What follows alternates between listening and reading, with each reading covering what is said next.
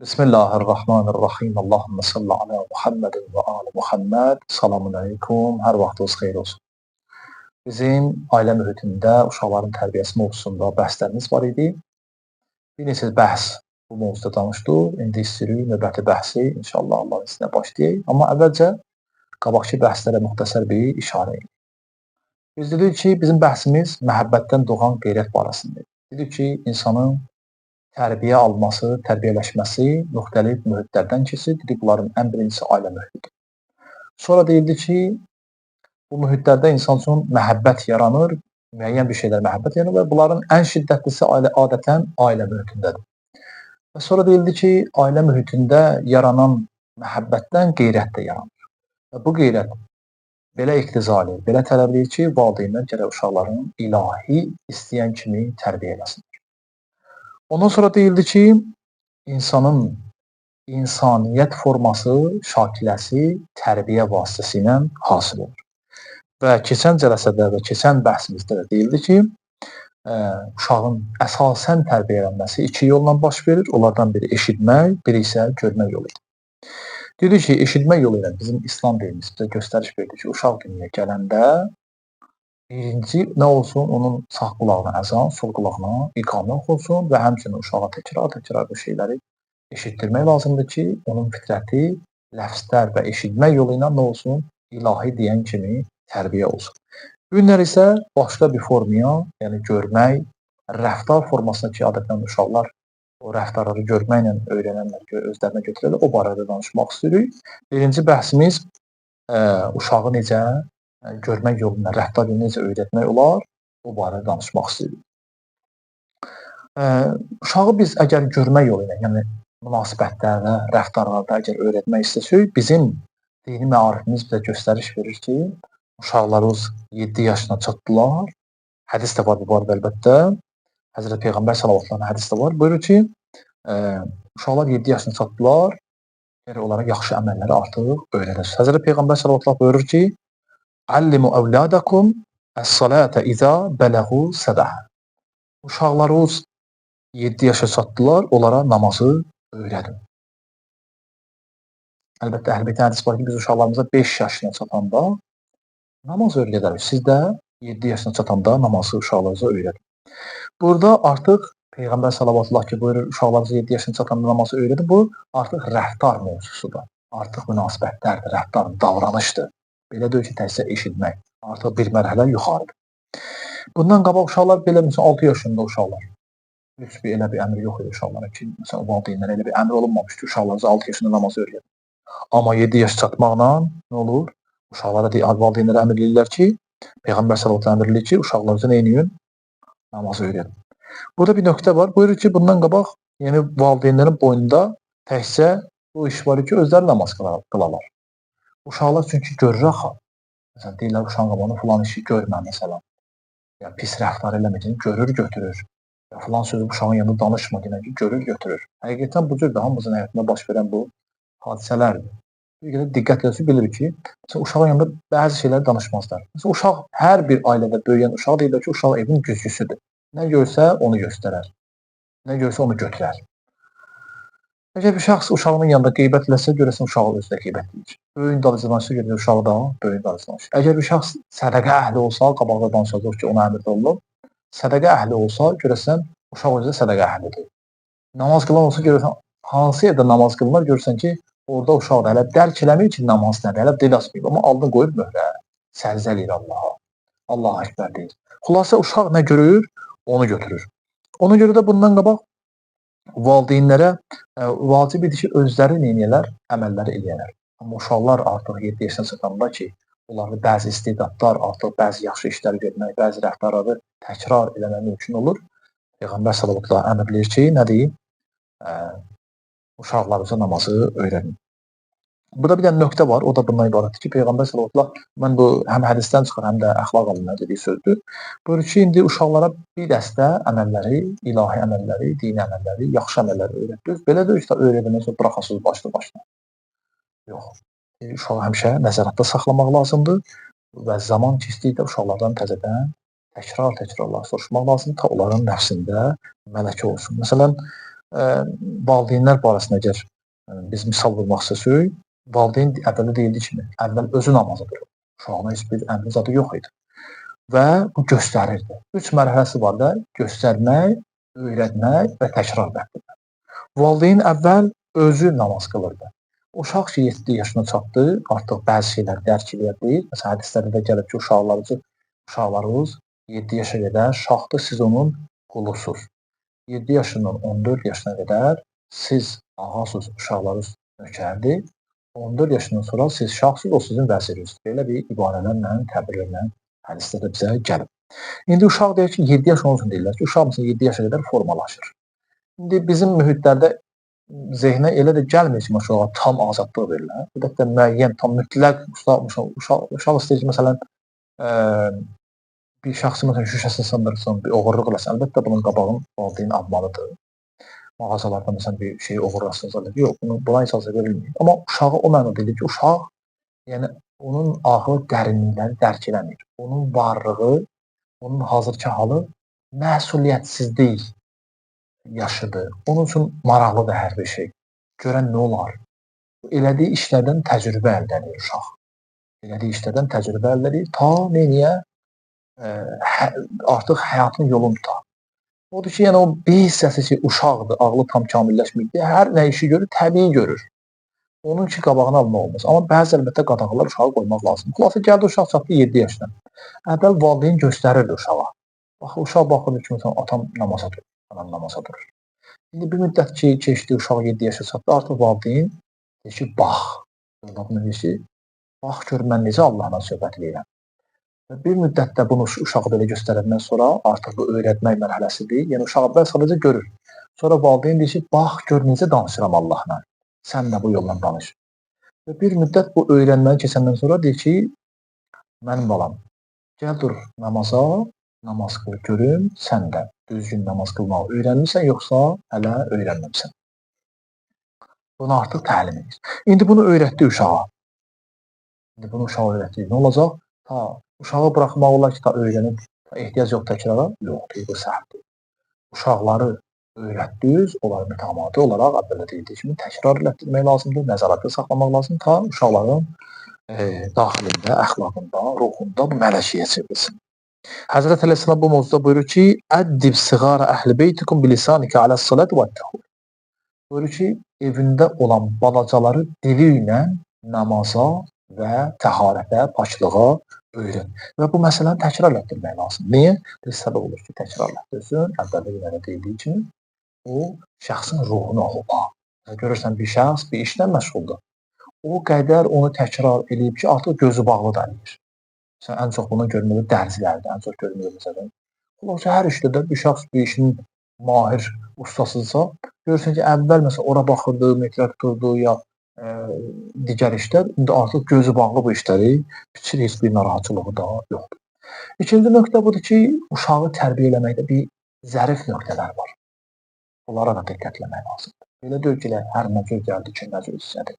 Uşağı tərbiyə etmək. Belə deyil. Uşağı öyrənməkdə zərif nöqtələr var, incə nöqtələr var ki, onlara da diqqət olunsun. Əlbəttə, bu o demək deyil, mümkünsüzdür, problemdir. Yox, bu mənfidir.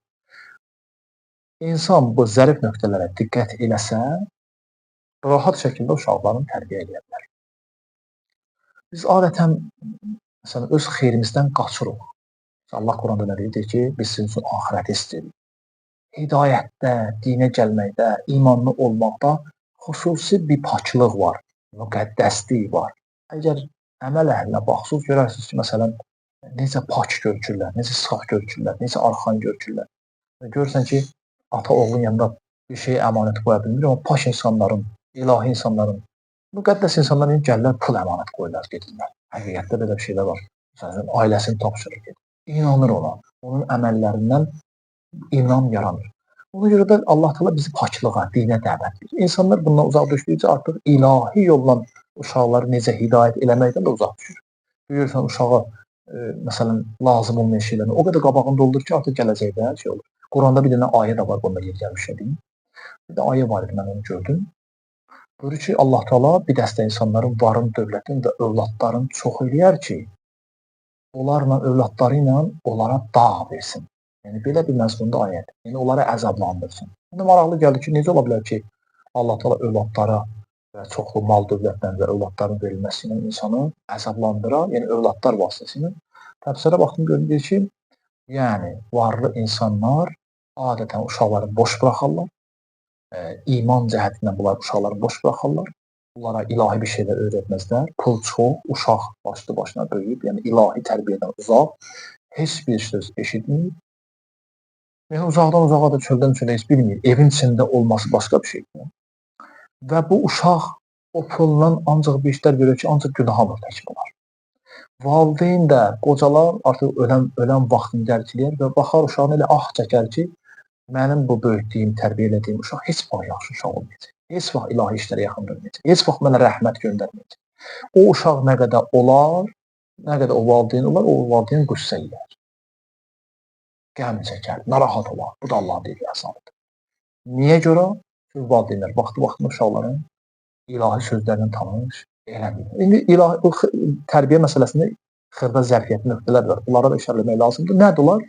Yəni tələsməmək, uşaqlara acıqlanmamaq, uşaqlara məsələn dini baxışdan onlara belə deyək, icazə verilməyən sözlərlə, rəftarlarla davranmaq, sözün acı davranmaq, kobud davranmaq, qışqırmaq, bəzi yerlərdə hətta çox təəssüf olsun söyüşlə uşağı təhqir edirlər. Bu cür rəftarlar uşağı ilahi yetişdirməz. Əgər ailə mühitində olan insanlar, hələ ilahini qoya bir kənara, insan öz ailə mühitində normal bir şey, insanlar arasında olan bir şey öyrətmək istəsə, uşaq ona nifrət edəcək. Birinci fürsətdə əlinə imkan düşən kimi ondan uzaqlaşacaq, onu tərk edəcək. Nə qədər uşaqlar görmüşəm, nə qədər müraciətlər məsələn mənə şəxsdə yazılır. Görürəm ki, uşaqlarımız belə idi, bir müddət sonra oldu belə.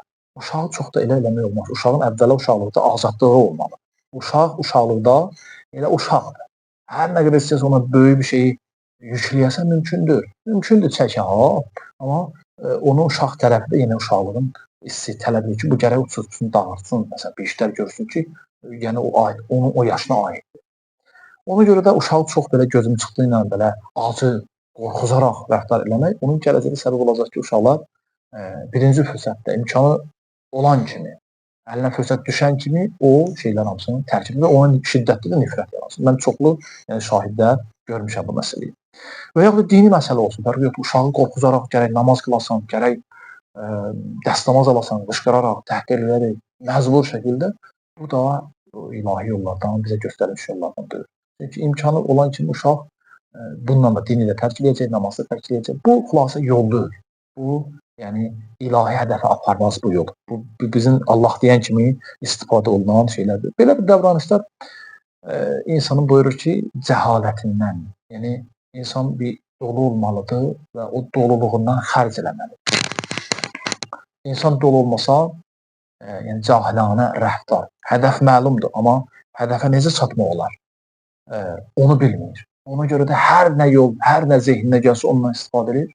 O da olmaz ki, ilahi hədəfə çatmaq yolu yalnız ilahi deyən kimi mümkündür.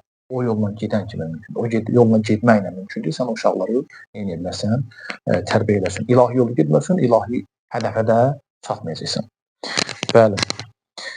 Bəs bu belə rəftar, yəni acıqla məcbur şəkildə uşaqları məcbur eləmək ki, belə olsun, bu işlər görsün, bu cəhalətin və həmçinin buyurur ki, valideynlərin dini başa düşməməsinin nəticəsidir, nişanəsidir. Bəs İslam necə bizi əmr edir ki, uşaqlarımızı tərbiyə edək? İslami tərbiyyət yolları və qaydalarına işarə edir. Quranda dedik ki, Quranımız bizim hidayət kitabıdır. Zalikəl kitabu la raybe fi hudən lil muttaqin. Müttəqi insanlar, o kitab Qurandakı heç bir şək yoxdur, şübhə yoxdur. O müttəqi, təqvalı insanları, Allahdan qorxan insanları hidayət edir Quran. Və Quranda Təhrim surəsinin 6-cı ayəsində ayə var. Demək olar ki, işarəsi birbaşa nəyədir? Həmən uşaqların tərbiyəsinədir. Uşaqların tərbiyəsində əlbəttə işarəsi var və ailəyə də aid. Buyurur ki, Bismillahirrahmanirrahim. Ya eyyuhəl-ləzina amanu qu ənfusakum və əhlikum nəran. Bir iman gətirənlər. Xitab iman gətirənlərədir. Quranda bir dəfə xitab kafirlərə yoxdur ki, ay kafirlər. Bir dəfə ki, qul ya eyyuhəl kafirun. Yəni denən peyğəmbər, sən kafirlərlə danış. Kafirlərin elə bir ləyaqəti yoxdur ki, Allah birbaşa olaraq xitab versin, xitab eləsin dünyada. Peyğəmbər sən denən. Amma möminlərə birbaşa xitab var. Ki buyurur ki, ey iman gətirənlər, özünüzü və əhlinizi ateşdən, cəhənnəm əzabından qoruyun. Allah təala buyurur. Özünüzü ki bildiniz və əhlinizi. Sonra ayın dalında buyurur ki, o ateş ki, onun yanacağı daşlar və insanlardır. Yəni cəhənnəm ateşi elə bir ateşdir ki, yanacağı insanlardır. Məsələn, çöldə biz ocaq yandırsaq, odun yandırarıq, ağac yandırarıq, taxta yandırarıq və başqa bir şeylər ki, məsələn, yanırlar, yanan bir şeylər. Amma cəhənnəm ateşi ki, orada yanacaqlar daşlardır və insanlardır. Başqa yerdə buyurur ki, o elə bir oddur ki, təkcə cismi yandırmaz, insanın ruhunu da yandırar. Hətta elə bir oddur ki, Allah təala orada kafirlərə vəd verib, buyurur ki, onların dərisini təkrar qaytararıq ki, əzabı daha şiddətli datsınlar. Burada da buyurur ki, ey iman gətirənlər, özünüzü və ailenizi yanan oddan qoruyun. İmam Sadiq əleyhissalamdan bu hədis barəsində bir rivayət nəql olunub. Belə buyurur ki, İmam Sadiq əleyhissalam bu ayə nazil olanda, yəni ey iman gətirənlər, özünüzü və ailenizi cəhənnəm odundan qoruyun. Deyir, cəmaat soruşdu ki, Həzrət Peyğəmbər sallallahu soruşdu ki, ya Rasulullah, necə özümüzü və ailəmizi yanar oddan, cəhənnəm odundan qoruyaq? Həzrət Peyğəmbər sallallahu buyurdu ki, yaxşı işlər görün. Əməlul xayra və zəkkiru bihi əhlikum və əddibuhum alə ta'atillah. 3 yoldur Həzrət Peyğəmbər sallallahu. Birinci yol budur ki, buyurdu, yaxşı iş görün. Yəni, sən sual verirsən ki, ya Rasulallah, necə özümüzü cəhənnəm ateşindən qoruyaq və əhlimizi də özümüzlə bərabər qoruyaq? Həzrət Peyğəmbər sallallahu əleyhi və səlləm 3 dənə yolu var. 3 mərhələsi var. Birincisi budur ki, yaxşı iş görün. Yəni, bir şəxs əməlsiz iddia eləsə, onun faydası yoxdur. Özü fərz edin ki, bir şəxs siqaret çəkir, məsələn, fərz edin, ya içki içir, başqasını deyir ki, ay oğul, ay qardaş, sənə qurbanım, siqaret çəkməyi yaxşı işdir. İçki içmə. Məsələn, bir fərz edin, bir doktorun yanına getmişsiniz, həkimin yanına getmişsiniz. Həkim özü əlində siqaret çəkir, sizə deyir siqaret çəkməyin. Deyirsən, həkim, əgər bu zərərli deyil, sən də həkimsən, bəs niyə özün çəkirsən? Yəni, söz Həzrət Əleyhisselam buyurur. Buyurur ki, söz əməllə birləşmədikcə faydası olmaz. Odur ki, Həzrət Peyğəmbər sallallahu əleyhi buyurur ki, istəyirsən qoruyasan, özü və ailəyi cəhənnəm ateşindən qoruyasan, birinci budur ki, yaxşı əməl edə. Yəni, rəftarın əməli ilə düz gəlsin. Sözün rəftarı ilə düz gəlsin. Sənə baxan, neynəsin? Sənə baxan, düzün, doğrudan da bu şəxs əməlindən danışır. İmam Səccad əleyhissalam buyurur ki, bir şəxs başqalarına danışdığı sözü əməli əsasında olsa, yəni əvvəl özü əməl eləsə, sonra onu başqalarına əmrləsə, o söz qəlbdən çıxar və qəlbə daxil olar, havada qalmaz və təsir eləyər, insanlara hidayət edir. Amma bir şəxs fəqət yalnız, məsələn, danışmaq üçün, başqalarına fəqət danışmaq üçün əzbərləyir, sonra bir həddən soruşsun, sonra soruşsun və görür, heç bir şey yadına qalmır. Deyir, bu söz ağızdan çıxar, ağızdan çıxan söz bir qulaqdan girər, o birisindən çıxar, heç bir əsəri də olmaz. Həzrət Peyğəmbər sallallahu əleyhi və səlləm buyurdu ki, bəs birinci iş budur ki, istəyirsən nicat tapasan və nicat verəsən ayrı, yaxşı iş gör, yaxşı əməl gör. İkinci nə oldu? İkinci hissəsi bundan ibarət oldu ki, niyə? Çünki mənim bizə Quranda əmr olunur. Quranda əmr olunur ki, özü və ailəyi qoru. Yəni, sənin vəzifən var, əvvəla özü saxlamalısan, ondan sonra özü ailəyi saxlamalısan cəhənnəm ateşindən. Vəzifən var. Yol da fəqət bir dənədir. Belə deyir ki, bizi neçə dənə yolun qabağında ixtiyar sahibi qoyurlar. Müxəyyər biz burada ki, bunu eləməsi, bunu eləyək, bunu. Belə bir şey yox. Xeyr iş görməsin, vəssalam. Şər işlə heç kəs ilahi hədəfə çata bilməz.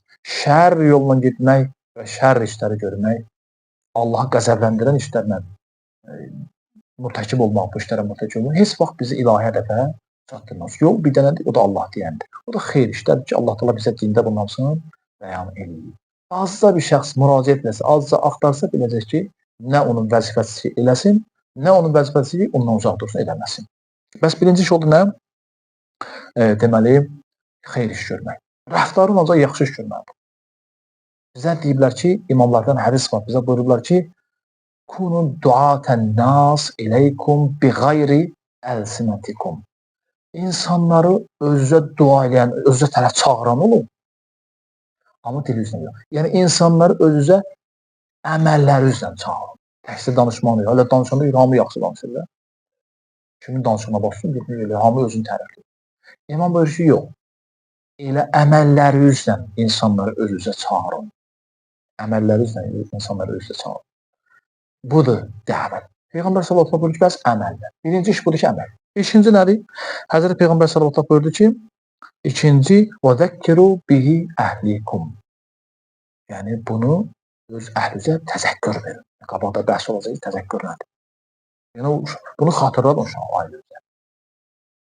Yaxşı iş görün və bunu xatırladın. Yəni xatırladın və yaxud da öyrədin, bunların arasında fərq var, qabaqda bəhs edəcək.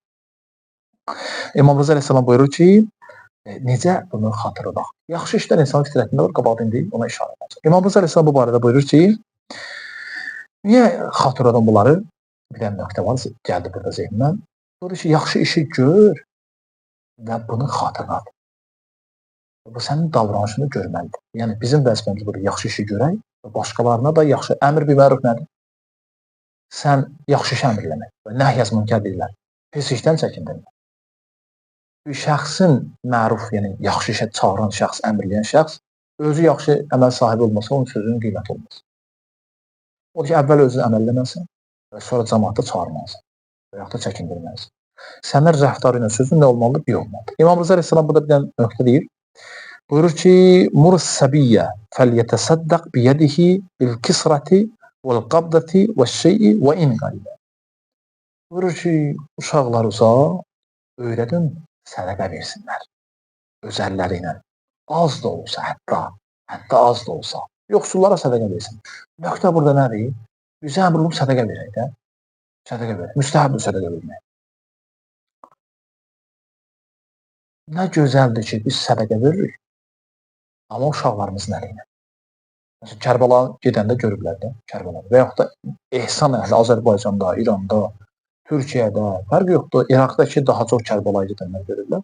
Uşaqlarına öyrədirlər ki, İmam Hüseynin xadimi olsunlar.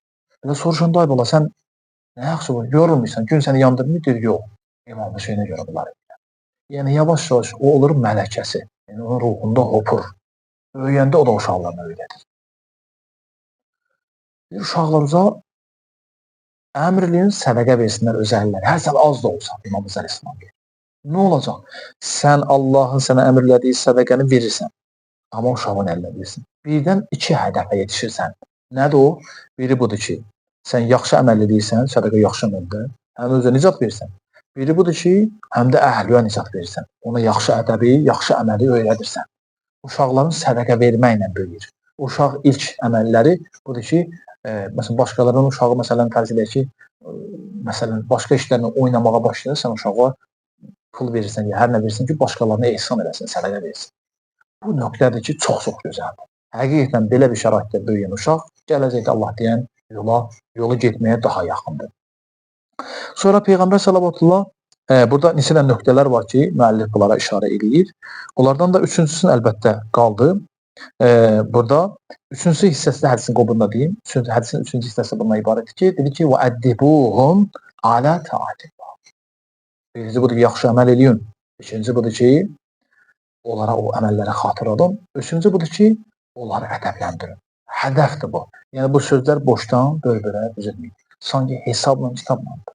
Birinci yaxşı iş valideynlər tərəfindən görülməlidir. İkinci o uşaqlara xatırlanmalıdır. Üçüncü də artıq gördülər, götürdülər axı. Bunlar artıq şəraiti var. Artıq istedad yaranır bu uşaqlarda ki, neyləsin? İlahi ədəblə, Allaha itaət yolunda tərbiyələnsinlər. Buyurur ki, və sonra onları neyləyin? Əddibuhum, yəni onları ədəbləndirin. Nə üzərində? Nəyə ədəbləndirir? Allaha itaətlə. Uşaq gözünü açıb, qulağına əzan oxuyurlar. Qulağına, məsələn, dünyaya gəlib qulağına əzan oxuyur. Birinci kəlmə ilahi kəlmədir. Özünün dərkliyəndən baxıb, görüb, götürüb, görüb ki, valideynlər ibadətdə, itaətdə, xoş sözlərlə, ilahi kəlamlarla, səbirlə, böylüklə bunu görüblər. Sonra valideynlər məsələn sədəqə veriblər, uşaqlarına əmr ki, bunu ver filan kəsə, ehsan elə. Yavaş-yavaş artıq şərait var uşağın yetişməsinə. Şərait var uşağın yetişməsinə. Burada ki, bura qədər getmişsiniz, artıq buradan uşaqlarınızı ədəbləndirin ki, Allah itaət etməsinlər. Bu yerdə nəticə verər. Və elə bir valideyn ədəblə, əxlaqla o qədər yaxın rabitəsi olmasın, ilahi ədəbdən söz gedirəm. Rabitəsi o qədər də olmasın. Fərz eləyək ki, məsələn, nə ibadəti var, nə itaəti var, nə yaxşı əməli var, nə uşaqlardan xeyri xatırladır. Məsələn, insanlar var, mən görmüşəm, danışığım da olublarla. Deyir, mən hər vaxt atamdan bir şey istəyəndə, məsələn, pul verir mənə. Deyir, nə istəyirsən, qidam. Heç vaxt, fərqi yoxdur, kim əsirsiz, baxın. Hər vaxt uşaq valideyni çağırdı, pul istədi və valideyni tez qabağını doldurdu, o əksərən o faydasız olur. Əksərən bir yerə çatmırsan. Əksərən, indi Allah istəyə başqa, bəzi insanlar istəyirsən, amma əksərdən söz gedir və biz əğləbiyyətdən, çoxluqdan danışırıq. Uşaq valideyn çağırdı, valideyn köməyinə ehtiyacı oldu, məsələn, yerli yersiz. Uşaq, valideyn hər dəfə onun qabağını pulla doldurur, nə istəyirsən qidam, onun gələcəyi olmaz. Bu uşağı elə bir ki, məsələn, bir insan ağac əkər bağında, onu tez-tez budarlayar ki, düz qalxsın və bəhər versin, boyu artsın, gövdəsi qalmasın. Bir də var ki, insan ağacı əkir, onu heç vaxt budamayır və hər yerdən bir dənə budaq çıxar, o ağac böyüməz və bəhrəsi də o qədər də yaxşı olmaz. Valideynlər belə eləməyini sanki uşaqlarına zərbə vururlar. Sanki yox, həqiqətdə belədir. İnsan elə ən yaxşı dəlillə xaricdə axtarıq biz taparıq. Və Peyğəmbər sallallahu əleyhi və səlləm buyurdu ki, nə deyim? Uşaqlarınızı Allaha itaət üzərində ədəbləndirin. Çünki insanın, yəni bunun üzərindədir. Bu hədəf budur. Uşaqların tərbiyəsində necə eləyək özümüzə və ailəmizə nicat verək, qiyamət günü cəhənnəmdən uzaqlaq. Yaxşı iş görün və onları uşaqlarınıza, ailəmizə xatırladın. Bizim olsun ki, bu uşaqlardır və onları ədəbləndirin. Ədəbləndirin. Düzdür, xanımlar da kişi ailə quranda o evinə gətirdiyi xanım 2 dəfə tərbiyələnir. Bir dəfə xanım öz ata evində tərbiyələnir, bir dəfə ər evində tərbiyələnir. İndi bu mövzu ayrı mövzu. Bizim bəhsimiz uşaqdır. Uşaq barəsində danışmaq istəyirik ki, indi bu mərhələni keçmiş uşaq gərək ilahi, nə olsun, ilahi yolda gərək ilahi şeylərlə artıq şərait var, ədəblənsin. Peyğəmbər sallallahu əleyhi və səlləm buyurur. Çünki insanın deməli, əxlaqı gərək nə olsun, uşağın tərbiyəsi gərək ilahi baxışdan bəyənilən əməllər olsun. Və insanın dedik ki, şakiləsin, içərsin, niyyətin, daxilin, dedik, ilahi tərbiyə ancaq və ancaq tərbiyə edə bilir və düzəldə bilir. Və burada neçə də nöqtə var idi. Onlardan biri də bu ki, biz xatırlatmaq barəsində idi. Ona işarə eləmək istəyirik Allahın izni ilə. Həzrət Əleyhisselam əlbəttə bir dənə söz var, onu da deyim və niyə görə dedi xatırladın, demədi ki, öyrədin uşaqlarınıza bunu, ailənize bunu. İndi onu bəhs edəcəm. Amma Həzrət Əleyhisselamın bir dənə hədisi var. Allahın salamı olsun Həzrət Əleyhisselama. Buyurur ki, Həzrət Əleyhisselam deyir, vaiz, muizə eləyən şəxs. Gərək deyir, özü əməl əhli var. İndi bir şəxs istəyir ailəsin, istəyir ailəsindən kənarda. Bir şəxslərə muizə eləmək istəyir. Əvvəl gərək deyir, özü əməl əhli var. Əvvəlki dediyim sözlərə görə. Buyurur ki, muizə eləmək hər kəsin işidir.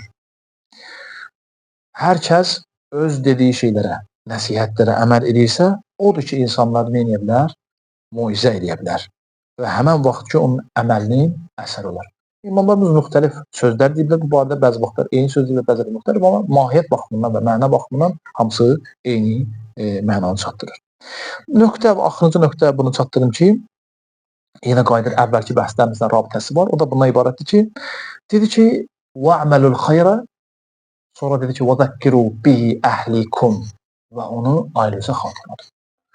Burada 2 nöqtə var. Demədi ki, وَعَلِّمُوا بِهِ أَهْلِكُمْ demədi, onu ailənizə öyrədin, yaxşı əməlliyin və onu ailənizə öyrədin. Belə demədi.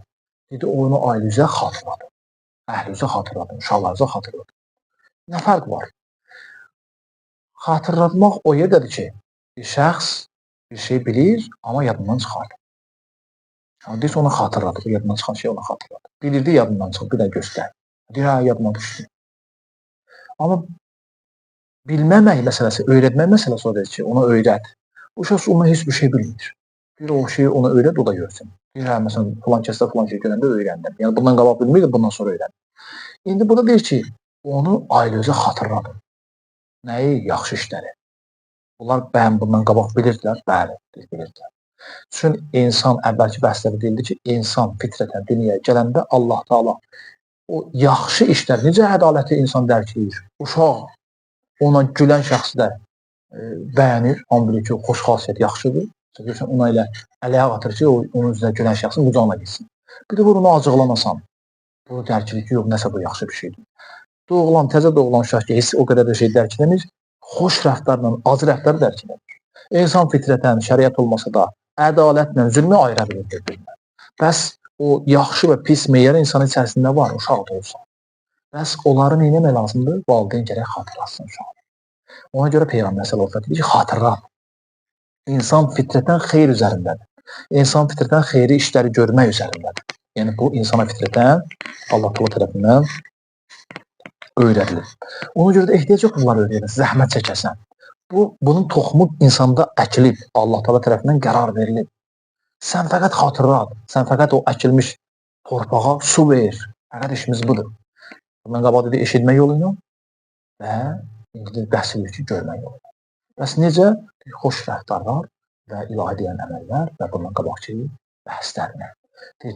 Olmayaq ki, sən o əkilmiş və toxum səpilmiş yeri, yəni hazırda görmək yolu, rəftar yoluna bəhsimiz uşağı tərbiyə eləməkdir də, olmayaq ki, sən gələsən bunu xarab edəsən. Allah deməyən yolla gedəsən, Allah deməyən vasitələrdən istifadə edəsən, uşaqları nə edəsən? Acıqlı, təkəbbürlü, yəni axırı sonsuz olan, faydasız olan bir yola hidayət edəsən və tərbiyə edəsən. Bu olmayaq. Çünki Allah bunu səndən istəmir. Və hər bir şəxsdə odur ki, əmr gəlib, qu ənfusakum və əhlikum naran, əmrdir də bu. Qu, yəni saxla, qoruyun. Yəni Allah da əmr edib bir mənada. Nədir bu? Yəni biz vəzifəli ki, ailəmizdən və qiyamət günü sual soruşmasaq. Ki, ailə necə tərbiyə edin? Uşaqlara nə göstərdin? Nə yedizdirdin? Nəyi göstərdin? Nə danışdın? Bu hədislərdə çox bəhs var, Quranda işarələr var. 2 günlər bir ay oxuduq bu arada.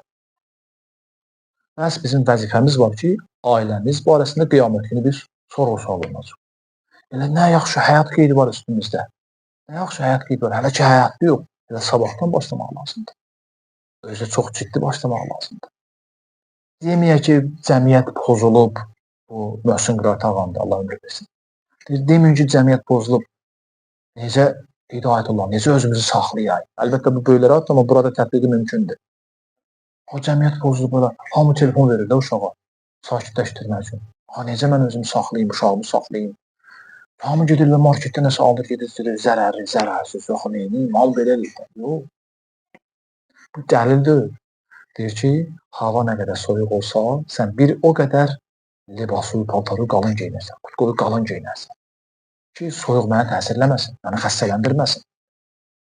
İndi cəmiyyət nə qədər pozulsun, biz əgər ilahi yola bürünsək, Allahın ipindən yapışsaq, Allah Təala nə deyir?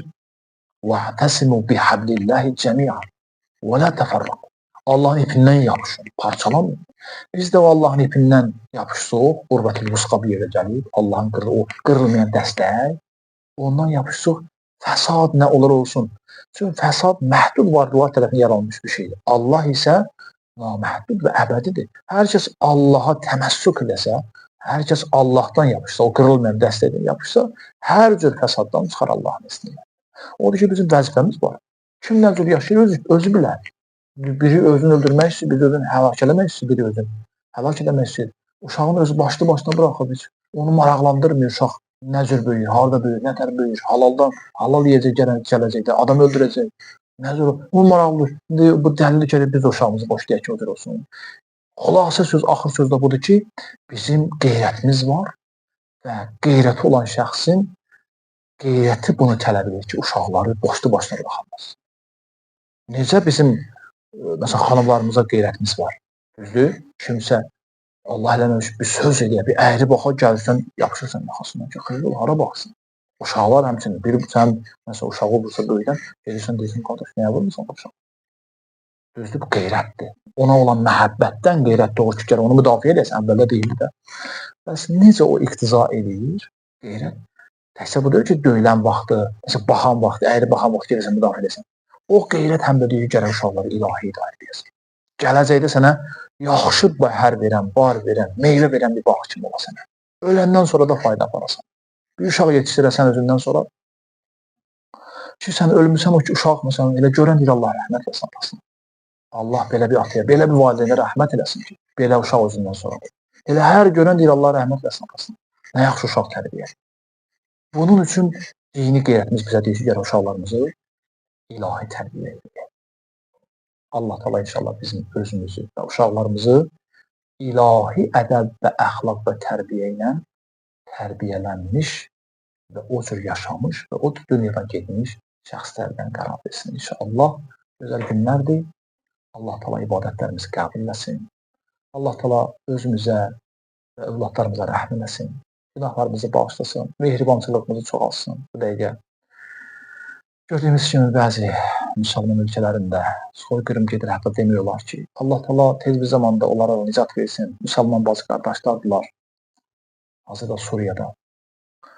Allah onlara nicat versin. Hər kəslər ki, ürəyində ilahi əxlaq yoxdur, ilahi ədəbi yoxdur, ilahi xovf və qorxu yoxdur, Allah bizi belə insanlardan uzaq eləsin.